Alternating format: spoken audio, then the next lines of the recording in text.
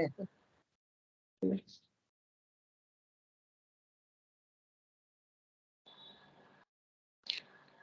You have said here that we are tied to the chain of karma. कोई प्रश्न पूछ रहा है माँ से। हम एक प्रसंग में बात कर रहे थे पहले कि एक ऊपर के लोक का डिटर्मिनिज्म नीचे के लोक के डिटर्मिनिज्म को कंप्लीटली चेंज कर देता है, उसको गवर्न करता है। जैसे जड़ भौतिक तत्व है, उसके अंदर जब प्राण का इंटरवेंशन होता है तो उसका डिटर्मिनिज्म उसके ऊपर प्रभावी हो जाता है। वैसे ही माइंड का डिटर्मिनिज्म जब इन दोनों के ऊपर लागू होता है तो वो इन दोनों के ऊपर प्रभावी होता है। तो अपने आप में एक स्तर के का जो नियम है वहां जो प्रभावी होता है उसको हम कर्म विधान, तो tied to the chain of karma, आपने ये किया तो इसका ये प्रतिफल है या ये इसका परिणाम है। But then sometimes when the divine grace acts that contradicts. पर जब भागवत कृपा काम करती है तो उसको जो कर्म बंधन है उसको तोड़ देती है। कर्म की जो श्रृंखला है, जो कॉज एंड इफेक्ट, ऊपर से कोई चीज गिरी तो वो नीचे गिरेगी, गिर के उसका जो इम्पैक्ट होगा वो अवश्यंभावी है। पर एक दूसरी विल काम करती है। आपके सिर के ऊपर कोई चीज गिरने वाली है, तुरंत किसी ने देखा, उठ के उसने बीच में हाथ लगा दिया, तो एक इंटरवेंशन है जिसने जो होने वाला था, सिर के ऊपर कोई चीज गिरती और उसका प्रभाव होता, कोई दूसरा डिटर्मिनिज्म उसके बीच में इंटरवीन करता है और उसके जो होने वाले प्रभाव है, प्रभाव दुष्प्रभाव जो भी है, उसके अंदर परिवर्तन ला देता है। तो वैसी भागवत कृपा एक्ट करती है और जो कर्म का जो टाइड जो चेन है, उसकी जो श्रृंखला है, बंधन है, उसको तोड़ देता है। चीजों को अन्यथा कर देती है ग्रेस। कितनी भी समस्याएं आपके रही हों, भागवत कृपा आके उसको बिल्कुल कॉन्ट्राडिक्ट कर सकती है, अन्यथा कर सकती है।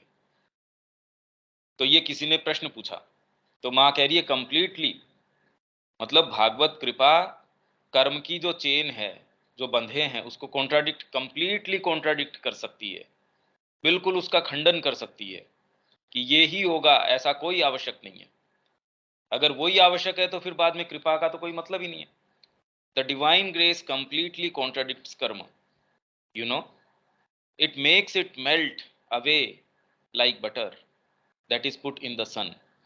जैसे सूर्य के अंदर, मतलब धूप के अंदर जब आप बटर रखते हो वो कैसे पिघल जाता है, वैसे ही डिवाइन ग्रेस के सामने की ये कर्म है, इसका ये कॉज है, इसका ये इफेक्ट है, वो सारे के सारे टूट जाते हैं।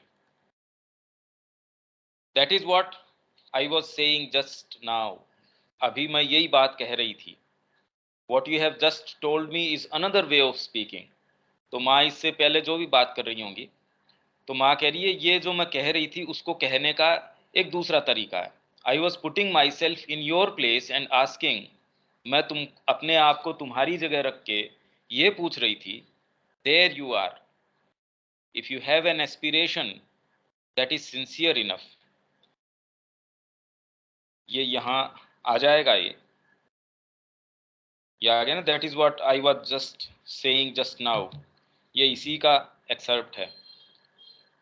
What you have just told me is another way of speaking. I was putting myself in your place and asking, there you are, if you have an aspiration sincere enough, अगर तुम्हारी एस्पिरेशन है जिसमें इतनी पर्याप्त सच्चाई है, sincerity है, और ए प्रेयर, एक अंदर से प्रार्थना है, दैट इज इंटेंस इनफ, उस वो पर्याप्त इंटेंस है, तीव्र है, you can bring down in you something. अब समथिंग कैपिटल है, देखिए इसके अंदर, ऐसी कोई अप्रत्याशित कोई शक्ति, ऐसी कोई चीज दैट विल चेंज एवरीथिंग।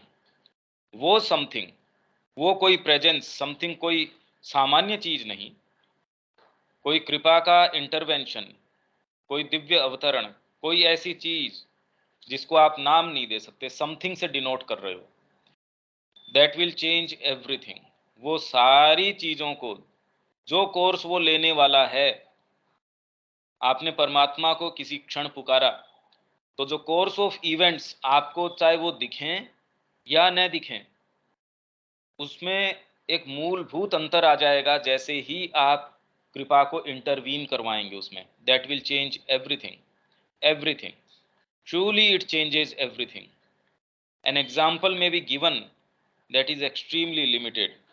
अब ये तो यहाँ तक अपने लेके छोड़ दिया इसके अंदर पेज 79 पे, पर ये कंटिन्यू कर रहा है। इसका एक उदाहरण माँ कह रही है may be given that is extremely limited, है तो बहुत सीमित, बहुत छोटा है, बट लेकिन which makes you understand things very well. तो वो कैसे काम करता है? स्टोन फॉल्स क्वाइट मैकेनिकली, एक यंत्रवत यूं ही एक पत्थर गिरता है। से टाइल फॉल्स, कोई टाइल का टुकड़ा है, कोई पत्थर है, कोई भी चीज, if it gets loose it will fall. वो जब ढीली हो गई, कोई टाइल का टुकड़ा है, कोई छत बना रखी है, कोई पत्थर है, वहां से वो चल पड़ता है, नीचे गिरता है, it will fall, won't it. But if there comes for example a vital और मेंटल डिटर्मिनिज्म, ये मैं अभी भी कह रहा था कि बीच के अंदर कोई वाइटल या मेंटल डिटर्मिनिज्म अगर उसमें बीच में इंटरवीन करता है, हस्तक्षेप करता है from someone who passes by and does not want it to fall, और ये नहीं चाहता कि वो नीचे गिरे, and puts his hand out, और अपना हाथ निकाल के उसको रोक लेता है, it will fall on his hand. तो जो चीज गिरने वाली है तो वो उसके हाथ के ऊपर गिरेगी, it will not fall on the ground. वो धरती के ऊपर नीचे वो पत्थर नहीं गिरेगा। So he has changed the destiny of this stone और टाइल। उसने इसकी डेस्टिनी को, उसके भाग्य के अंदर उसकी नियति क्या थी कि नीचे गिर जाना, उसको उसने परिवर्तित कर दिया। It is another determinism that has come in, एक दूसरा डिटर्मिनिज्म है, कार्य करने की एक दूसरी शक्ति, एक दूसरी तरीका, एक दूसरी पद्धति है, शक्ति का एक दूसरा मोड है जो इंटरवीन कर गया और उसने एक नया आयाम उसके अंदर लिया है। आप दो रंगों से कोई कलाकृति कर रहे हैं, तीसरा रंग जैसे ही उसमें समावेश होता है उसका, कितनी संभावनाएं बढ़ जाती हैं। आप 3 कलर से सारे कलर टीवी वगैरह के अंदर बना देते हैं, खाली 3 ही कलर से। प्रिंटिंग जो है वो सारी की सारी 4 कलर से होती है, तो एक एक कलर का उसके अंदर योगदान है। आपके जितने भी कलर्स हैं कैसे चेंज हो जाते हैं। तो आज जितनी भी सारी चीजें आप देख रहे हैं, भौतिक के अंदर प्राण, प्राण के अंदर जो आपके मन, और इन सारों की गुत्थियों से जो विविधता बनती है वो देखिए आप। And instead of the stone falling on the head of someone, किसी के सिर पे गिरने की बजाय it falls upon the hand and it will not kill anybody. This is an intervention from another plane, from a conscious will. एक conscious will का intervention हो गया, हस्तक्षेप हो गया, और कोई दूसरे प्लेन से, प्लेन मतलब ये नहीं है कि कोई दूसरे ग्रह से वो आया, क्योंकि एक मैकेनिकल फोर्स थी वो गिर रहा था। उस मैकेनिकल फोर्स के अंदर एक माइंड का, मतलब एक विचार आया कि नहीं गिरना चाहिए, उस विचार ने एक्टिवेट किया वाइटल को, तो आपकी प्राण शक्ति और विल पावर, इच्छा शक्ति, उसने मूव किया आपके शरीर को, तो भौतिक शक्ति, ये तीनों ही शक्तियों ने हस्तक्षेप किया। तो दूसरे प्लेन का मतलब ये है कि मैकेनिकल फोर्स जो भौतिक जगत के अंदर चल रही थी, उसके अंदर प्राण का, और प्राण का इसलिए क्योंकि मन का, इन तीनों का जब हस्तक्षेप होता है तो वो जो सिर पे गिर के उसका जो प्रभाव होने वाला था उसको बिल्कुल रोक लेता है। From a conscious will that enters into the more और लेस अनकॉन्शियस मैकेनिज्म, जो अनकॉन्शियस मैकेनिज्म था उसमें कॉन्शियस इंटरवेंशन होता है और उसकी नियति को चेंज कर देता है, जो उसमें होने वाला था उसमें बदलाव ले आता है।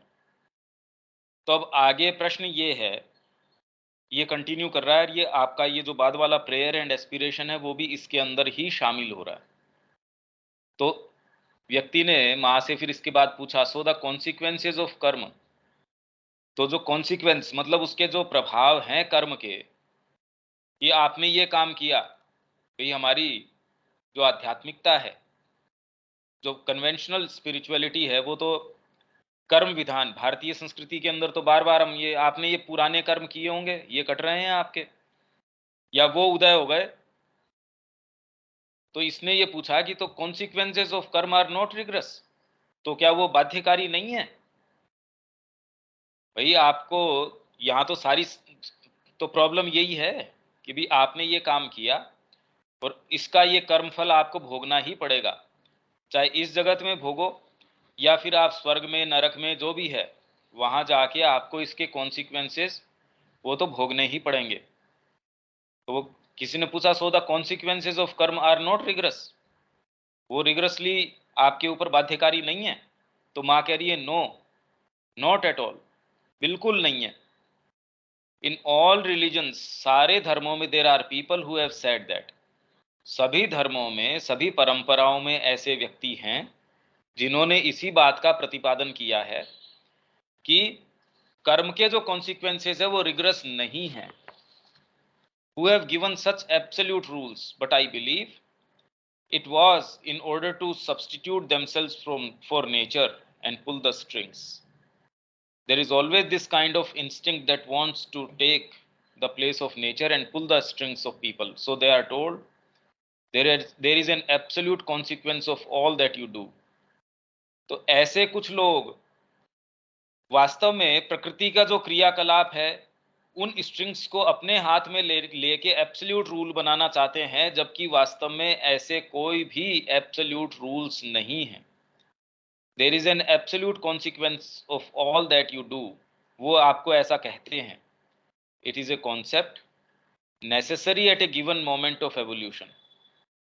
ये क्रम विकास के किसी एक क्षण विशेष के ऊपर, किसी समय विशेष के ऊपर ये कॉन्सेप्ट आवश्यक था। भाई अगर जैसे आपको ये डराया नहीं जाए कि आप खाली भय के कारण ही चलते हो, तो आपको ये कहा जाए कि बाद में नर्क होगा, आपको ये तकलीफ दी जाएगी, पर आप उस स्थिति को आउटग्रो कर चुके हों, ये किसके लिए? तो to prevent people from being in a completely unconscious egoism.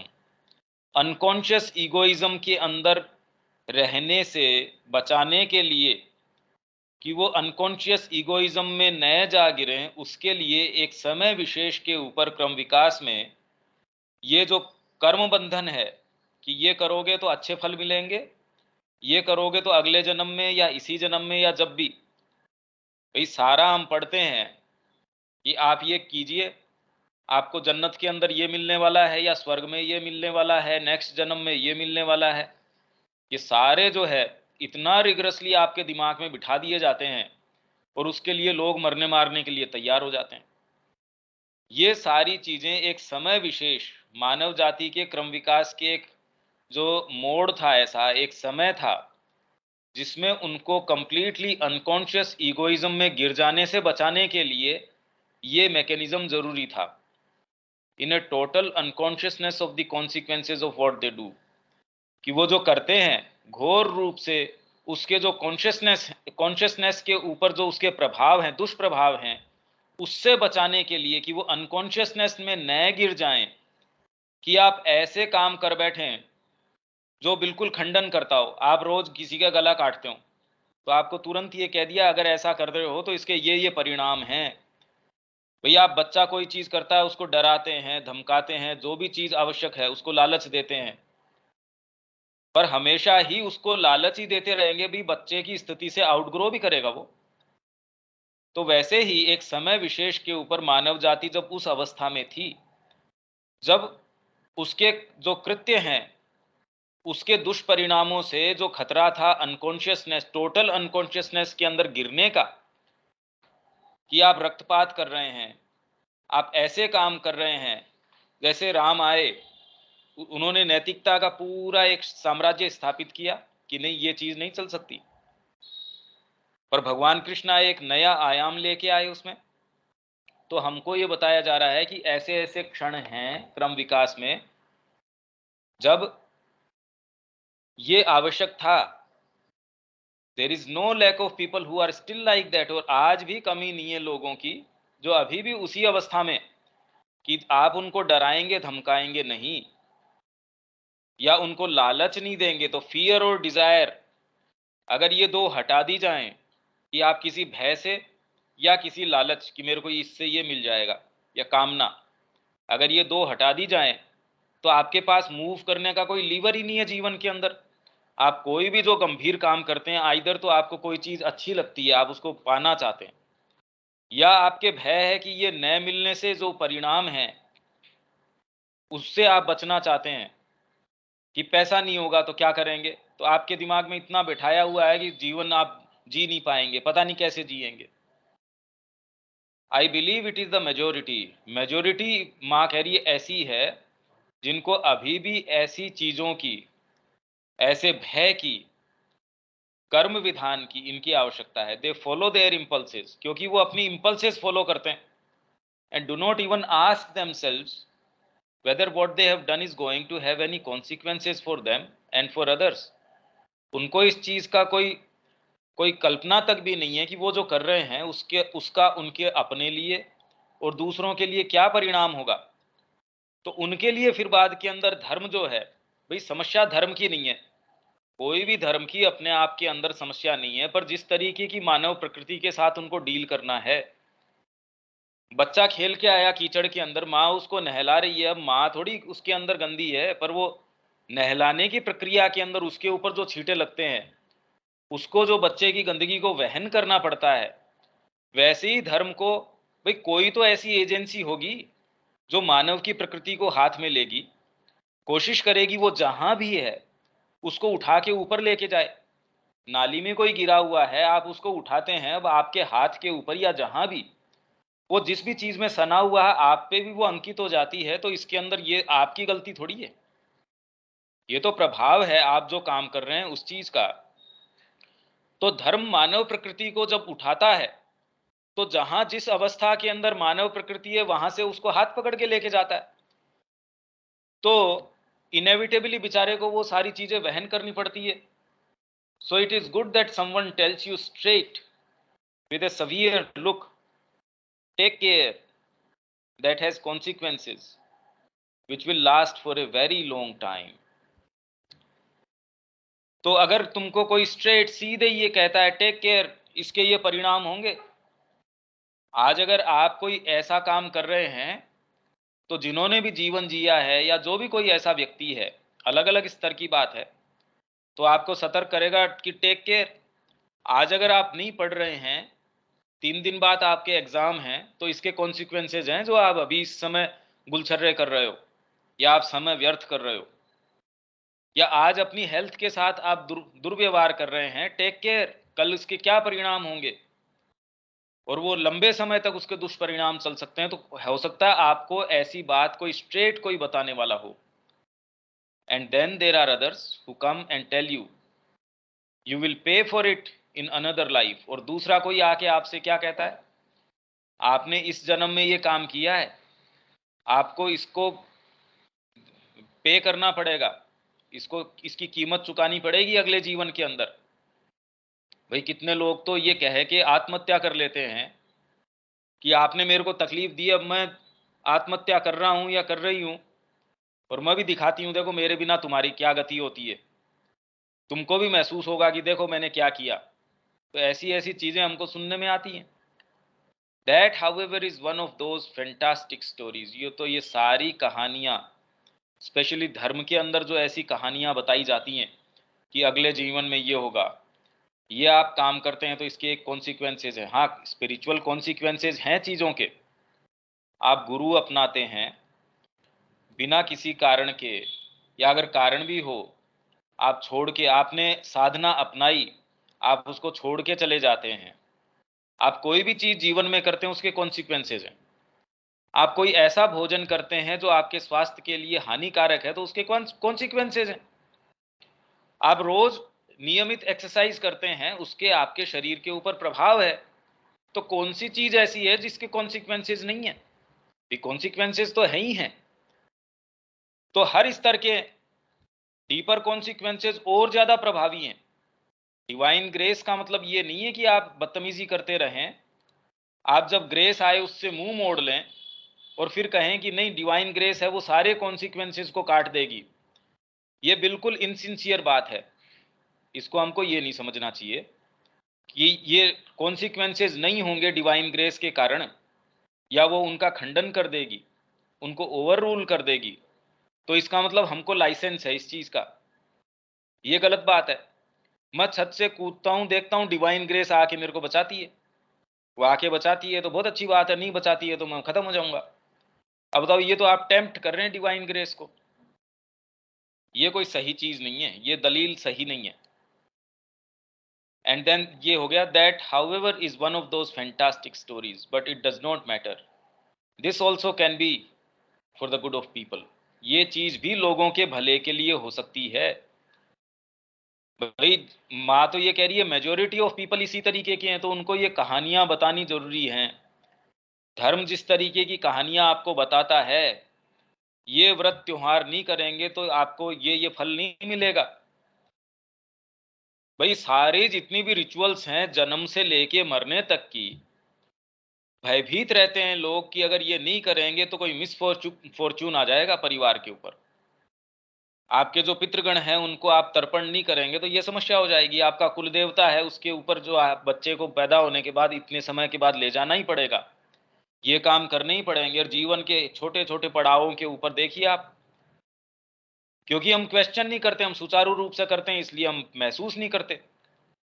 कितनी कितनी सारी चीजें हैं जो आउट ऑफ फियर, जिनका हमको जस्टिफिकेशन पता नहीं है, परंपरा से आई हैं, और नहीं करेंगे तो इससे हमको तकलीफ होगी। भाई, हमारी ये कुल देवी हैं, कुल देवता हैं, इसी समय के ऊपर हमको इनको जो भी भेंट चढ़ानी है या जो भी इनका आयोजन करना है, अनुष्ठान करना है, वो हमारी जरूरी है। भाई, वो नहीं करेंगे तो परिवार के ऊपर संकट आ जाएगा। तो फिर कुल देवता हो गया, फिर क्या हो गया? वो तो एक बड़ी समस्या वाली बात हो गई। पर ये जरूरी है, क्योंकि अगर लोगों को ये कह दिया जाए कि कोई फर्क नहीं पड़ेगा, तो जो अभी तुरंत के अंदर कम से कम कोई ऐसी शक्ति को वो स्वीकार करते हैं जो उनसे बड़ी है, जो उनके साथ कोई अमंगल या मंगल लाने में कुछ कर सकती है, पर अगर उनको कहते हैं ऐसा कुछ नहीं होगा, तो बताइए उनको तो बिल्कुल लाइसेंस के रूप में जीवन को ले लेंगे। तो ये जरूरी है ऐसे लोगों के लिए ऐसी चीजों में बंधे रहना, और उन पे ये प्रभावी होती भी हैं। मतलब ये कल्पना नहीं है, उनके साथ वो जो होने हैं कॉन्सिक्वेंसेज वो भी होते हैं। भाई, हायर डिटर्मिनिज्म जब तक नहीं आया तब तक तो लोअर काम कर रहा है। वो पत्थर जो गिर रहा है, अगर हाथ आप बीच में नहीं लगाओगे तब तो सिर फोड़ ही देगा वो। तो जब तक आप इंटरवेंशन नहीं लाते कोई हायर, तब तक तो उस स्तर के जो कॉन्सिक्वेंसेज है वो तो हैं, हर स्तर के कॉन्सिक्वेंसेज हैं। There are other religions which tell you, oh, if you commit that sin you will go to hell for eternity, हमेशा के लिए आपको उसमें डाल दिया जाएगा, हेल के अंदर, नरक में डाल दिया जाएगा। मुस्लिम्स का अपना कंसेप्शन है, क्रिश्चियंस का अपना है कि एक जजमेंट का एक दिन होगा, उस दिन आपसे पूछा जाएगा, उस दिन तय किया जाएगा, हिसाब किया जाएगा आपके पाप और पुण्य का। यू कैन इमेजिन, माँ कह रही है, तुम सोच सकते हो ये कैसी चीज है। So people have such a fright, ऐसा भय घुसा रहता है, that it stops them a little, it gives them just a moment for reflection. तो जब ये भय घुसा उनके अंदर होता है, तो उनको थोड़ा सा ये अंकुश लगाता है उनके ऊपर, करूं या नहीं करूं, कि जिस तरीके की पाश्विक प्रवृत्ति के लोग हैं, ये अगर नहीं हो, हमको लगता है कि हम इससे ऊपर उठ गए, पर आपको अगर ये नियम, कायदे, कानून, भय, कामना ये हटा दी जाए, आप एक कदम नहीं चल सकते, एक कदम नहीं चल सकते। फिर रोज अगर आपको ये कह दिया जाए कि निश्चित आपको इतने पैसे डेली आपको मिल जाएंगे, बताइए आप कभी काम करेंगे? कोई भी व्यक्ति जो कर्म कर रहे हैं उनको कहें कि बिना मेहनत के आपको इतने पैसे रोज आपके खाते के अंदर आ जाएंगे। तो इसीलिए जब हम सबको फ्रीबीज बांटने की कोशिश करते हैं, उनकी जो इच्छा शक्ति है, कर्म की शक्ति है, उसको खत्म कर देते हैं। और वो सारा पैसा किसके अंदर जाता है? क्योंकि इम्पल्सेस, जो काम करने से कुछ थोड़ा अंकुश उनके ऊपर लग सकता था, वो बिल्कुल उघड़ के आती हैं, और वो सारा का सारा पैसा फिर बाद में दुष्क्रियाओं के अंदर जाता है, शराब पीने के अंदर जाएगा, ऐसे ऐसे कामों के अंदर जाएगा कि अगर वो मेहनत करता तो निश्चित रूप से वो कंट्रोल के अंदर रह सकता था, अनुशासन में रह सकता था थोड़ा। जैसे ही आपने इंश्योर कर दिया कि ये मैं आपको दे देता हूं, आपने नुकसान कर दिया उसका। इसीलिए परमात्मा जैसे एक चेन के अंदर हमको बांधे रखता है, वो हमारे कल्याण के लिए बांधे रखता है। तो लोगों के अंदर ऐसी फ्राइट है, ऐसा भय है जो उनको रोकता है फिर बाद में एक्सट्रीम कोई गलत काम करने से, किसी इम्पल्स को आंख बंद करके उसको फॉलो करने से रोकता है। या आप कहें कि आप 10 किलो खीर खा जाएं, आपका हेल्थ तुरंत कोई दूसरी चीज रोकेगी, नहीं नहीं इससे मैं बीमार पड़ सकता हूं। अगर आपको ये हटा दिया जाए कि पेट आपका कोई फर्क नहीं पड़ता, कितना भी खाओ भरेगा नहीं, आपकी हेल्थ पे कोई असर होगा नहीं, स्वाद वैसा ही आएगा जो पहले गस्से में आएगा, क्या रुकेगा कोई व्यक्ति? ये उसको कौन सी चीज है फिर रोकने वाली? And not always, sometimes the reflection comes afterwards a little late. इसीलिए रोज आवश्यकता है कि हम अपने जीवन के ऊपर कुछ रिफ्लेक्शन करें। नाइट डायरी की लोग माताजी बात करती है, कुछ लोग करते भी हैं। तो अपनी सारी चीज़ों को नोट करना, उनको रिफ्लेक्ट करना, जीवन के अंदर क्या हो रहा है, उससे अंधे रूप से जो आप इम्पल्सेस को फॉलो करते हैं, उस पे कुछ अंकुश आ सकता है।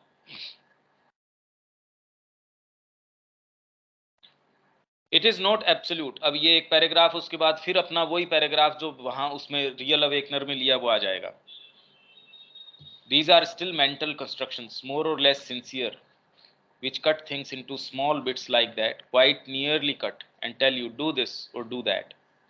If it is not this, it will be that. Oh, what a nuisance is this kind of life. कैसी ये जो है न्यूसेंस भरी ये जिंदगी है, जिसमें कि ये करो वो करो। तामसिक व्यक्ति की बात नहीं हो रही जो कह रहा है कि पैसा कमाने के लिए ये करो, पेट भरने के लिए ये करो, सारे दिन माथापच्ची करते रहो, ऐसे व्यक्ति की बात नहीं। जिसमें कोई गहरी एस्पिरेशन है, जिसमें कोई गहरी पुकार है, उसको लगता है कि ये कट एंड ड्राई रूल कैसे हो सकते हैं। आप एक दूसरे डायनेमिज्म में काम कर रहे हैं। भाई माँ की जब कृपा काम कर रही है तो कोई रूल क्या है, फिर तो माँ है। जो भी नियम विधान है वो माँ की इच्छा शक्ति है, वही एकमात्र सच्चा नियम विधान है। जब आप उस चेतना में थोड़ा सा इस जो यांत्रिक चेतना है इससे निकल के एक दूसरे मोड ऑफ कंडक्ट के अंदर चले जाते हैं, तो आपको ये लगता है ये क्या है भाई, ये तो बिल्कुल न्यूसेंस है। And so people go mad, they are frightened. जो इसको सीरियसली इसको ले लेता है वो तो ये देखता है ये क्या है, इसमें तो मेरे को कोई राहत ही नहीं है। और ये सोच सोच के they go mad, they are frightened. भयभीत हो जाते हैं कि भाई ये तो कोई जीवन का तरीका ही नहीं हुआ। Is it like that or rather this? And they want it to be neither this nor that. What should they do?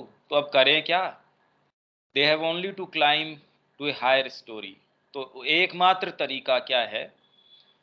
भाई अभी आपको जीवन से जुगुप्सा नहीं है, जीवन से तकलीफ नहीं है, क्योंकि आप बिल्कुल अच्छे से उसमें रमण कर रहे हैं। इसलिए इसमें हम प्रश्न भी कई बार करते हैं क्या करें। अगर ये प्रश्न है तो वास्तव में आप चाहते नहीं तो ये प्रश्न इस तरीके से नहीं पुटअप किया जाता। आदमी के तड़प रहती है, उसको कोई दूसरी चीज नजर ही नहीं आती। भाई किसी के कोई पिन चुभ रही हो या कोई गहरा दर्द हो रहा हो और उस समय वो ये बात कर रहा हो, कोई दूसरी डिटेल की बात कर रहा हो, अच्छा ठीक है मेरे दर्द तो हो रहा है, पर आप पकवान की भी बात कर रहे हो, आपको चलो भूख भी लग रही है, इसका मतलब वास्तव में आपके दर्द नहीं हो रहा इस समय। नहीं तो आप ये कहेंगे मेरे पहले ये निकालो और बातें बाद में करेंगे, कितनी भी कोई ज़रूरी चीज़ होगी, पहले ये मेरे जो पाँव में कील चुभी हुई है या कोई भी चीज़ चुभी हुई है तुरंत ये निकालो। तो अगर आप कंफर्टेबल हैं इस स्थिति में और अगर शिकायत कर रहे हैं, अगर आप शिकायत भी कर रहे हैं तो भी आप ये मानिए कि एक सर्टेन स्तर के ऊपर आप कंफर्टेबल हैं उससे, नहीं तो आप शिकायत नहीं करेंगे। आप में तड़प एक दूसरे तरीके की होगी, शिकायत के मोड की नहीं होगी। तो you have to climb to a higher storey. तो आपको एक उच्चतर, एक दूसरे, जैसे एक स्टोरी की समस्या है तो आप उस ऊपर वाले माले में चले जाएंगे। आपको वाइटल के अंदर समस्या है, आप माइंड पे जाते हैं तो वो समस्याओं का निजात, मतलब वो समस्याएं ही नहीं रहती। बंदर कहे कि अगर मैं मनुष्य बन जाऊं तो मेरी समस्याएं मिट जाएंगी।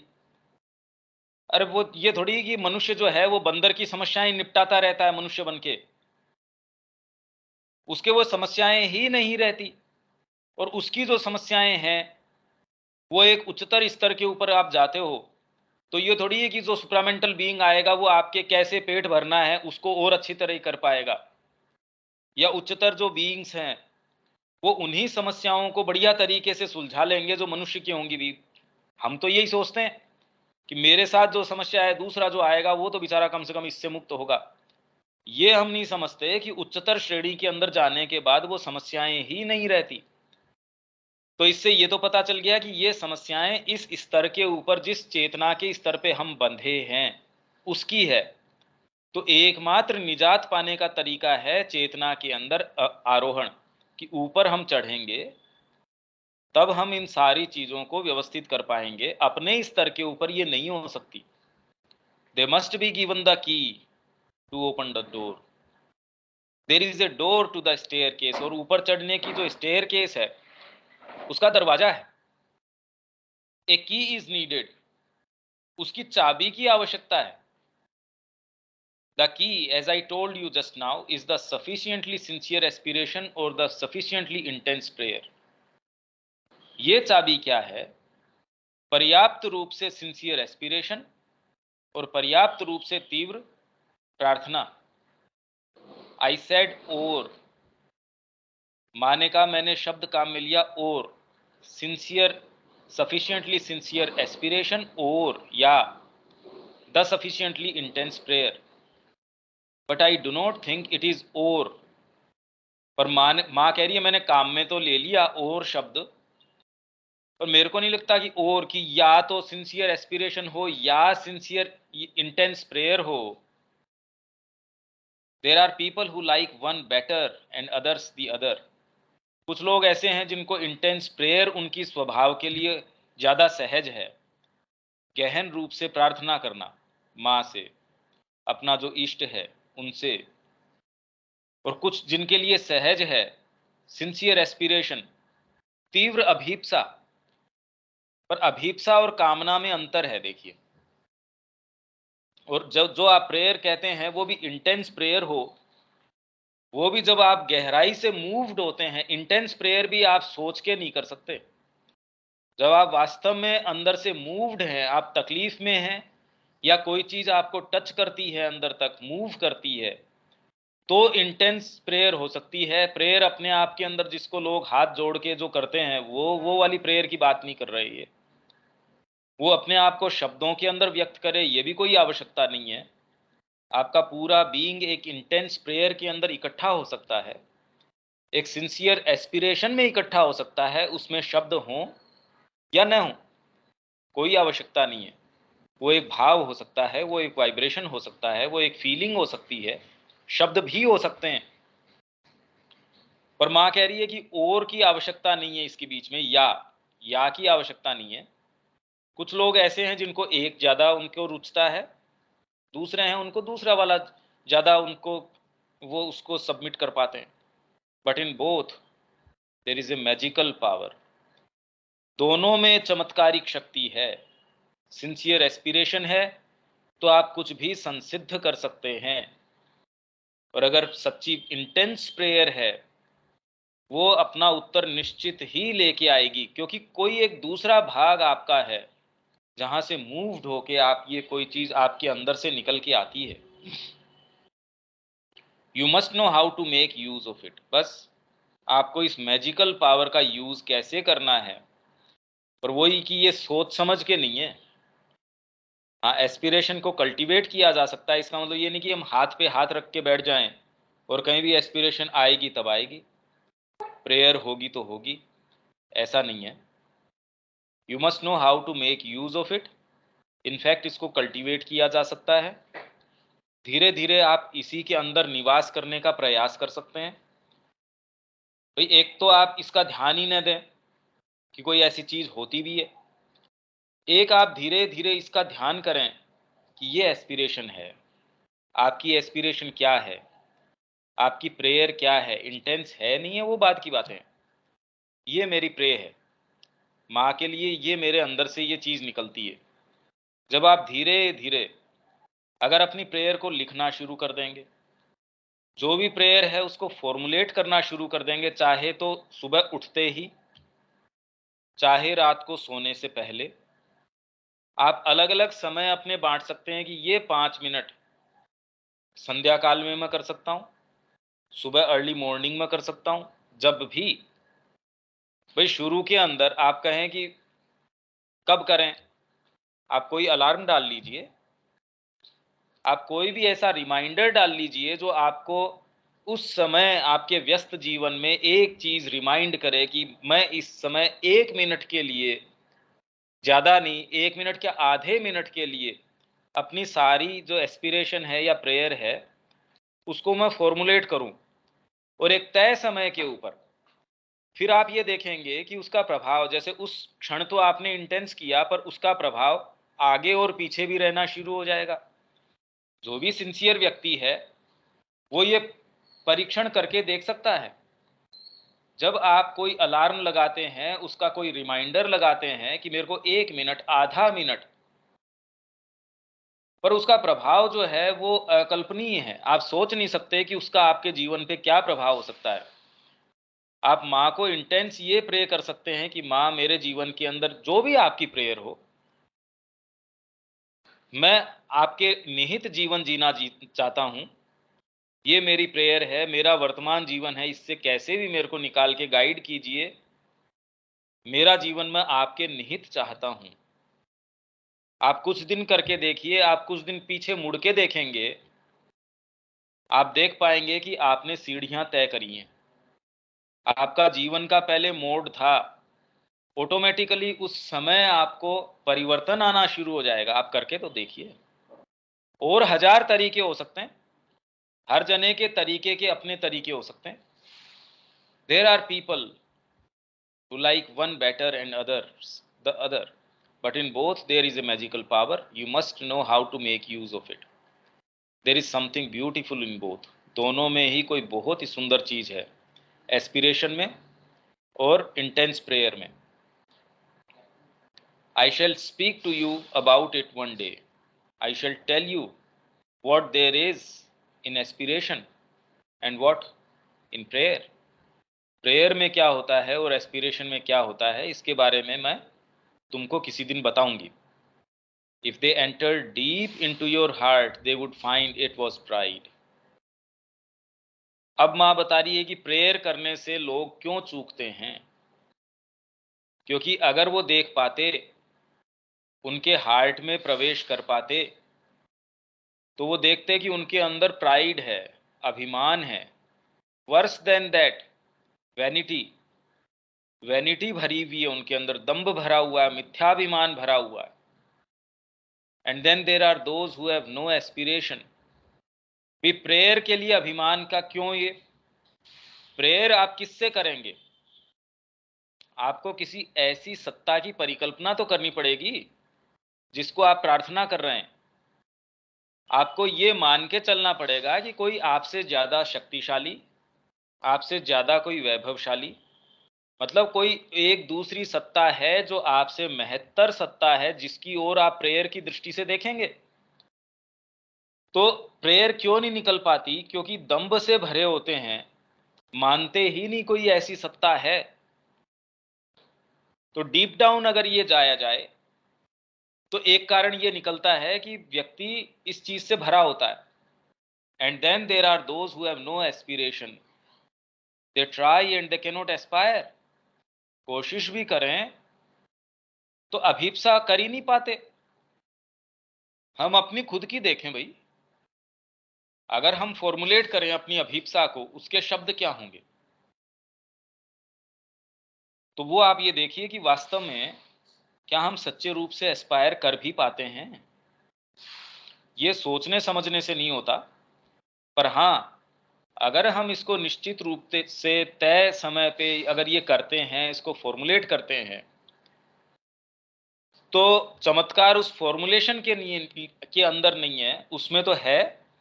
उससे ज्यादा इस चीज में कोई एक ऐसी चीज है जो आपको ये करवा पाती है कि आप तय समय के ऊपर ये कर पाए। फिर तो जो आप करते हैं, जैसे आपने भोजन किया, उसका एक अपना प्रभाव है, पर भोजन का एक प्रभाव है, वही आप कोई विष का एक छोटी सी टैबलेट ले लेंगे या कोई एक छोटा सा कुछ ले लेंगे, तो उसका कितना भयंकर प्रभाव हो सकता है। और अमृत का एक घूंट भी अगर ले लेंगे उसका कितना जबरदस्त प्रभाव है, वो आपको अमर बना देगा। तो वैसे ही आप एक समय पे ये चीज करना शुरू करते हैं तो इसका जो प्रभाव होगा वो अप्रत्याशित है। वो आप ये समझ ही नहीं सकते कि उसका क्या क्या प्रभाव आपके जीवन में आ सकता है। It is because they do not have the flame of the will, क्योंकि उनके अंदर फ्लेम ऑफ द विल है ही नहीं। अग्नि जो अंदर है वो नहीं है, इसलिए वो एस्पायर कर ही नहीं सकते, बुझे हुए हैं वो जीवन के अंदर अगर कितना भी वो कुछ भी कर ले, उनका दायरा बिल्कुल उतना का उतना है। उस दायरे के अंदर वो अपने आप को सेफ महसूस करते हैं। वो ही सोच, वो ही समझ, वो ही कार्य व्यापार, उतने ही सेफ ग्राउंड पे वो चलना चाहते हैं, क्योंकि समाज के अंदर ये चीजें प्रचलित हैं। उससे एक कदम भी लेफ्ट राइट वो नहीं रखना चाहते, क्योंकि फ्लेम ऑफ विल है ही नहीं। इतनी भीरुता है, एक अंदर से ये अग्नि नहीं है कि हम कोई चीज कर पाए। It is because they do not have the flame of humility. उनके अंदर ह्यूमिलिटी, दीनता, कोई चीज करने की जो एक ह्यूमिलिटी है, वो उनके अंदर उसकी फ्लेम नहीं है। बोथ आर नीडेड, एस्पिरेशन और prayer. There must be a very great humility and a very great will to change one's karma. तो अपने कर्म को बदलने के लिए ग्रेट ह्यूमिलिटी होगी तो आप प्रे कर पाएंगे। और ग्रेट विल और जबरदस्त विल आपके अंदर है, एक संकल्प शक्ति है। आप एस्पायर करते हैं कोई चीज के लिए। और अभी इस चीज का एस्पिरेशन थोड़ी है कि मैं अभी 12:30 बजे भोजन कर लूंगा, अब ये कोई एस्पिरेशन थोड़ी हुई। एस्पिरेशन शब्द के लिए भी तो वास्तव में वैसा कुछ विषय वस्तु होनी चाहिए। ये दोनों चीजें अगर हों तो कर्म को बदला जा सकता है। आपका जो कर्म विधान है उसको बदला जा सकता है। ये इसके अंदर आपका 8 और 9 नंबर है, 79 नंबर पे ये हो गया। अब इसके अंदर कोई बात है, वो आपके प्रश्न, रिफ्लेक्शंस, आइडियाज जो भी हैं एक एक करके हम ले लेते हैं।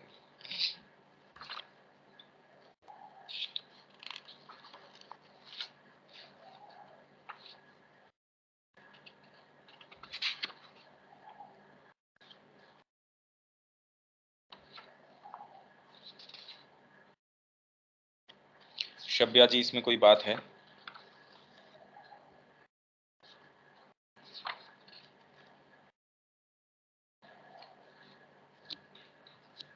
विनीता, विवेक?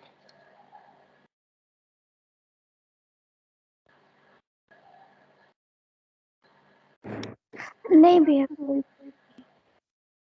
ये बात तो समझ आ रही है क्या? हाँ भैया, समझ में आ रही है। हाँ जी शब्या जी, इसमें कोई बात है?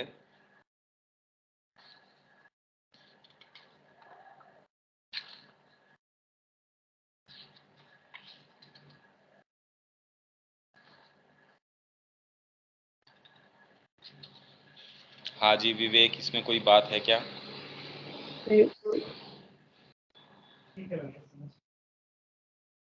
हाँ, क्या समझ में आ रहा है? ठीक है शब्या जी।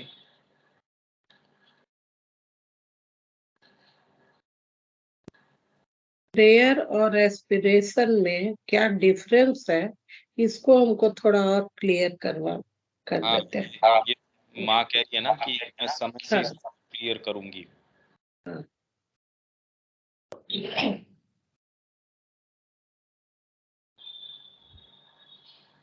प्रेयर कोई वस्तु विशेष के लिए हो सकती है। आपका कोई विषय वस्तु कोई विशेष हो सकती है, प्रे आप कर रहे हैं। एस्पिरेशन है वो स्वतः एक मोड है आपके अंदर, कोई एक ऐसा स्थान है आपकी अंदर, कोई आंतरिक सत्ता है, वो स्वतः उसका तरीका है एस्पायर करना। वो जहां भी है उससे आगे की स्थिति के लिए एस्पायर करती है। उसका एक पोइज है, उसका एक ये तरीका है, वो हमेशा ही उसमें एक ऊष्मा है अपनी, उसमें अपनी एक विल है, वो एस्पिरेशन है। उसमें कोई जरूरी नहीं है कि वो शब्दों में कोई प्रे करे। आप सारे समय कर्म के अंदर लग रहे हैं, एक एस्पिरेशन के साथ प्रेयर उसके अंदर हो। प्रेयर तो ज्यादा कुछ एक फॉर्मुलेशन हो सकता है उसमें, या आपने उसको फॉर्मुलेट किया किसी चीज विशेष के लिए, आपके कोई तकलीफ है या आपको कोई ऐसी चीज है, या आपके कोई थैंक्स गिविंग है, ग्रेटिट्यूड है, उससे कोई प्रेयर है, वो अपने आप को शब्दों में डाल देती है। एस्पिरेशन एक ऐसी चीज है जो एक मोड है आपके बीइंग का, आप एस्पायर करते हैं, उसमें शब्द हो ये कोई जरूरी नहीं है। आपका एक प्रकृति है, आपकी प्रकृति है ये इस तरीके की, और आप सतत उस एस्पिरेशन के अंदर रहते हैं। आप उसको नाम दे सकते हैं एस्पिरेशन फॉर डिवाइन लाइफ, ये लाइफ, पर आत्मा को तो इससे फर्क नहीं पड़ता, वो तो अपने निज स्वरूप की ओर आकृष्ट है, वापस अपने निज स्वरूप की ओर जाना चाहती है, वो एस्पायर करती है कि मैं अपने निज स्वरूप की ओर वापस जाऊं। तो वो आपके अंदर आके या मेरे अंदर आके किसी एक चीज से बंध के या लिमिट होके कैसे प्रसन्न हो सकती है?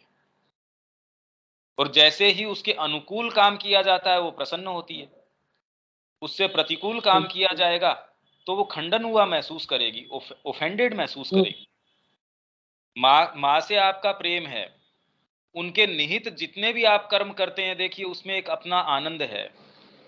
चाहे उसमें आपको भोजन पका रहे हैं, उसकी हीट हो सकती है, आप किचन में जा रहे हैं, पसीने आ रहे हैं, जो भी मौसम है वो आप देख रहे हैं, पर उसके अंदर एक एक डीप कंटेंटमेंट है। अगर माँ के लिए पका रहे हैं, परिवार के लिए पका रहे हैं, जो भी आप कर रहे हैं, वो एक दूसरी चीज है, और इसके अंदर ये एक अलग चीज है। तो एस्पिरेशन जो है वो पोइज है, वो एक भीतर की चीज है। ये एग्जैक्ट इनका डेफिनेशन और क्या क्या इनका स्वरूप है, ये एक अच्छी बात है। आज उसके लिए थोड़ा सा, अभी तो अपने को समय भी हो गया, 1 घंटा तो हो गया। ये अगला जो अपना reason for the repeated attacks of adverse forces,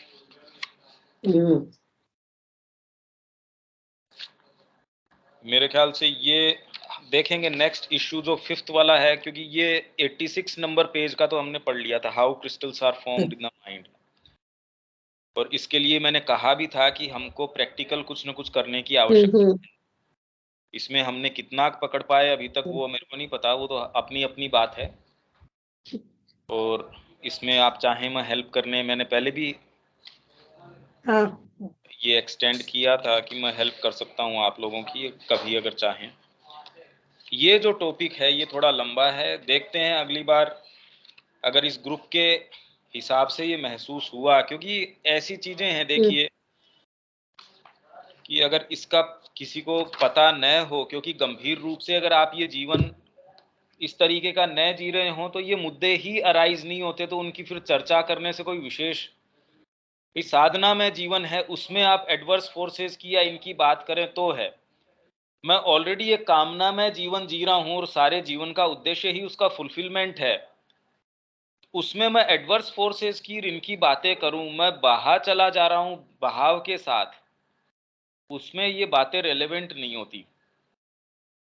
इसलिए वो अगली बार देखते हैं ये करते हैं या कोई नेक्स्ट कोई टॉपिक है, क्योंकि इसका कोई प्रैक्टिकल हम क्या करें भाई, जो एडवर्स फोर्सेस हैं, और ये तो उनके ऊपर लागू है जो सिंसियरली या सीरियसली साधना के अंदर जो जा रहे हैं। तो सारे ग्रुप में तो अपने जो लोग हैं वो तो अभी शुरुआत कर रहे हैं इसके अंदर, वो तो समझने की कोशिश कर रहे हैं, इससे तो उनको कई मुद्दे ऐसे हैं जो पता ही नहीं कि भी ऐसा है क्या, तो वो मुश्किल है। और ये लंबा भी है, बहुत लंबा है। अगली बार देखते हैं हम ये कर पाएंगे, करते भी हैं या नहीं करते हैं, करते हैं तो पूरा करते हैं, कितना करते हैं। आज के लिए हम इसको, हाँ जी शब्या जी क्या बोल रहे हैं? हम बोले इसको करना है भैया, काहे कि हम करेंगे तभी जान पाएंगे। और हाँ, ऐसे एडवर्स फोर्स हर जगह उसको अनुभव तो करते हैं कि कुछ भी काम करना चाहे करना चाहे आदमी।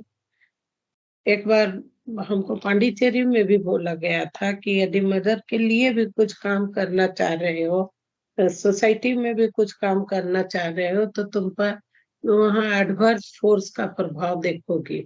तो हम वैसा तो हर जगह देखते हैं भैया, कुछ भी प्रोग्राम भी एक करना चाह रहे हैं तो वो किसी न किसी तरह का फोर्स वहाँ काम करता ही है, भले वो फ्रिक्शन ऑफ सेकंड के लिए काम करे या कुछ लंबे समय तक के लिए काम करे। अगली बार और ले लेंगे। हाँ, ये चीज को तो हम ठीक है, कहेंगे कि ये करके प्रेयर हम लोग देखिए, एक तो ये आज फील का है भैया। एक तो हम्म, आज का था कि हाँ प्रेयर एस्पिरेशन, हाँ, इसका कोई मैं और भी देख लूंगा। एक क्लू केवल अभी आपके बात से हमको लगा कि एस्पिरेशन हमारा सेल्फ के डेवलपमेंट, इनर डेवलपमेंट के लिए जो हमारा प्रयास रहता है और उसकी तरफ सचेत करता है। और प्रेयर हम कोई भी चीज के लिए कर सकते हैं, किसी भी परिस्थिति में अपने को, जैसे हमारा होता था एक कि जब हम क्लास लेने लगते थे तो हमारा प्रेयर होता था माँ से कि mother guide me to guide the child. और जिस दिन हम ये करके क्लास शुरू करते थे, मेरा क्लास स्मूथली चलता था। और कभी कभी बिना किए कर दिए, एक दो बार ऐसा हुआ है, तो हमको अपने सेटिस्फेक्शन नहीं लगता है। और छोटा छोटा काम में भी यदि पहले आवाहन करके करते हैं तो उसका रिजल्ट, और ऐसे करते हैं तो रिजल्ट में डिफरेंस रहता है प्रतिदिन के काम में भी। इसका एक उदाहरण मैं हाँ देता हूँ, देखिए हाँ आपको। हाँ, हम्म, इतने सारे ऐसे लोग हैं जिन्होंने कहा हम्म, कि हम एक ऐसी स्थिति में थे और हम्म, हमने माँ से प्रे करी। हम्म, एक व्यक्ति थे, हम्म, एक फ्लाइट के अंदर बैठे थे और फ्लाइट में कोई गड़बड़ी आ गई। हम्म, उन्होंने माँ से प्रार्थना करी, प्रेयर करी, और कैसे भी पायलट ने उसको इमरजेंसी लैंडिंग करवा ली। अब उस स्थिति को हम ये कहेंगे प्रेयर, उसने प्रेयर करी, उसने एस्पिरेशन करी, ये शब्द काम में नहीं लेंगे। एस्पिरेशन तो एक जनरल पोइज हो सकता है आपके बीइंग का, एस्पिरेशन उस व्यक्ति में थी, पर उस समय हम ये नहीं कहेंगे कि उसने एस्पायर किया, एस्पायर नहीं, उसने प्रेयर नहीं, करी, ये उसने क्लियर हुआ हमको। ना करी। एक विषय विशेष हाँ था ना ये, हाँ प्रे हाँ तो उसमें किया।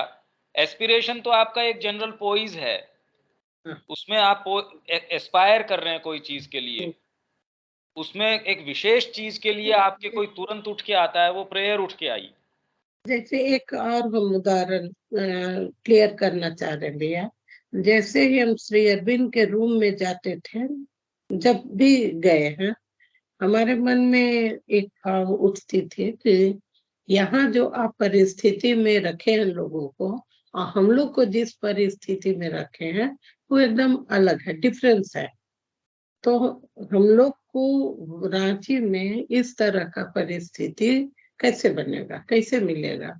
तो हम धीरे धीरे देख रहे हैं कि अब हम लोग को, हमको अब वो घर में भी महसूस होता है, हम कहीं भी ये रहते हैं तो लगता है कि नहीं, अब ये जो माँ कहती है कि I am always with you, ये वर्ड नहीं है, वो हमारे साथ हर समय हर पल रहती है, इसका अनुभव ही है।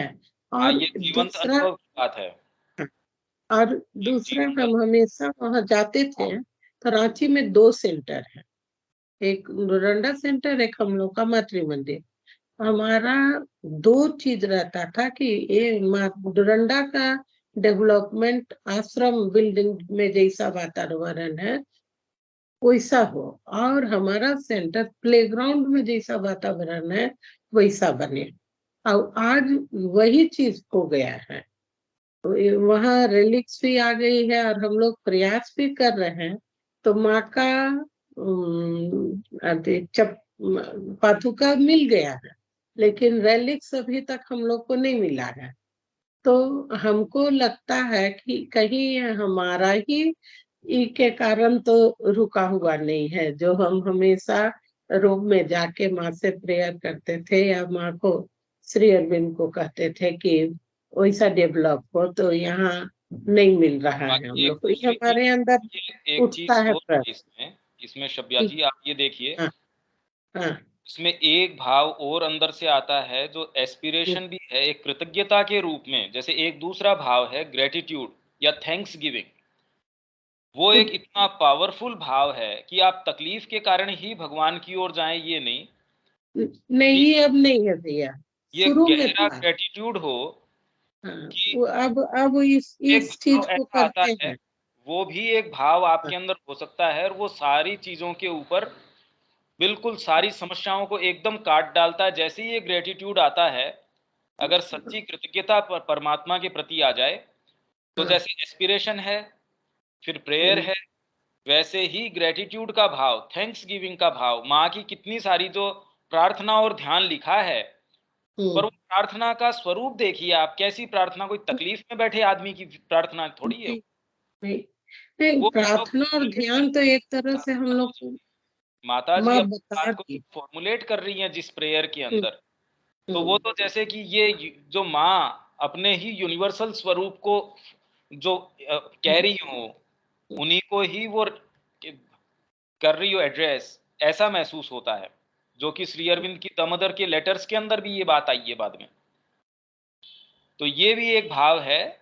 मैं कोशिश करूंगा इसके विषय में ठीक श्री अरविंद ने, है। माँ ने जितना हमको क्या समझ में आ सकता है उतना एक बार इकट्ठा करके, हाँ, अगर ये इस पर महसूस होता चर्चा है तो हो। ये इसके ऊपर चर्चा कर सकते हैं, और या नेक्स्ट जो टॉपिक है उस पे जा सकते हैं, ये हम अगली बार देख लेंगे। ये ग्रेटिट्यूड वाला जो भाव है, और ये तो काफी पहले से हमारे अंदर ये हो रहा है भैया, कि अब कोई भी चीज के लिए होता है तो हम पहले माँ का आभार ही करते हैं।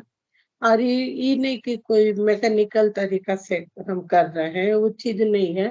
लेकिन हाँ, होता है हमारे अंदर। हाँ, ये एक चीज भी है। पहले हम जाते थे केवल डिमांड लेके, लेकिन अब हमारा ई में नहीं रहता है कि डिमांड नहीं। अब तुम जो भी ई में कर रही हो हमारे लिए, वही सर्वोत्तम हो रहा है, होता भी है। और जब हमारा ही प्रेयर यही है कि let thy will be done, तो फिर हमारा विल, हमारी इच्छा वहां कहाँ से इंटर, तब तो वो तो बाधक हो जाती है कि हम कहेंगे कि मेरा ये काम भी करो और तुम्हारा भी इच्छा पूरा हो। प्रेयर हमारा यहाँ चेंज हुआ है कि हमारे अंदर ही भाव है, ये चीज है, ये चीज हम चाह रहे हैं, लेकिन अगर तेरी इच्छा है तब इसको पूरा करो। तो स्वरूप तो बदलते जाता है, हम ये बिल्कुल करता सही कह रहे हैं चेंज आप, तो। ये सही आप कह रहे हैं। और धीरे धीरे हम इसके ऊपर माँ श्री अरविंद, देखिए वास्तव में तो हमको गाइडिंग लाइट माँ श्री अरविंद क्या कह रहे हैं वही है, और हाँ, जितना ही हम उसके अंदर जाते हैं उतना ही हम चीजों को और नए प्रकाश में देख सकते हैं। हाँ, तो यही चीज हम यही आज डिस्कस आज करने के के लिए हम लिए यही कि रोक सकते हम हैं। लोग को थोड़ा खुलने का और ठीक है। समझने का मौका मिल रहा है। इसको भी माँ का ग्रेस ही हम मान रहे हैं कि इस ग्रुप में जुड़े हैं, या सावित्री ग्रुप में जुड़े हैं, ताकि अपना के लिए ही है। तो आज हम यहीं इसको समाप्त कर सकते हैं ठीक शब्या है जी। भैया। ठीक है। जय श्री राम। जय श्री राम। जय श्री राम।